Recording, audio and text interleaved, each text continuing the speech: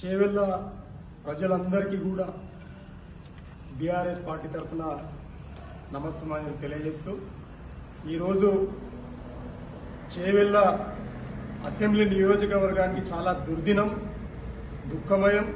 ఈరోజు ఎంతో కష్టపడి మరి టీఆర్ఎస్ శ్రేణులు మరి వాళ్ళు అన్నిటినీ త్యాగం చేసి ఈరోజు ఆయనను 2 దఫాలుగా ఎమ్మెల్యేగా గెలిపిస్తే మరి ఈరోజు మరి చేవెళ్ళ ప్రజలకు మోసం చేసి బీఆర్ఎస్ పార్టీకి మోసం చేసి అలాగే మరి తల్లి లాంటి పార్టీని వదిలి ఈరోజు దొంగలాగా ఢిల్లీకి పోయి మరి నిన్నగాక మొన్ననే మరి కేసీఆర్ గారి దగ్గరికి వచ్చి మరి సార్ నేను వెళ్ళట్లేదు సార్, నేను పోను సార్ అని చెప్పి నమ్మవలిగి తెల్లారే ఢిల్లీ పోయి మరి కండువా కప్పుకున్నటువంటి మరి యాదయ్య గారు మరి రేపు పొద్దుగల్లా ఎట్లా తిరుగుతాడు చేవెళ్ళాలి అనేది కూడా బీఆర్ఎస్ పార్టీ చూస్తుంది.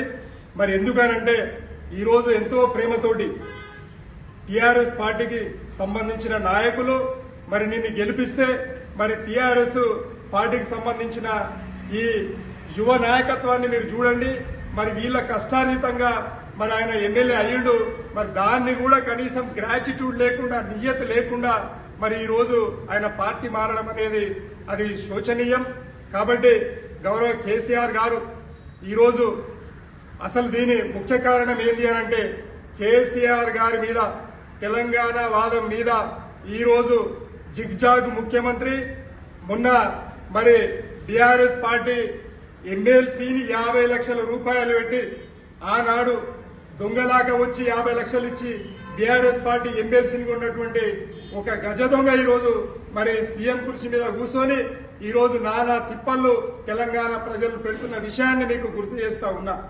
ఈరోజు మరి కేసీఆర్ గారిని సీతమ్మ పెడుతున్నటువంటి సందర్భాన్ని ప్రజలందరూ గమనిస్తూ ఉన్నారు.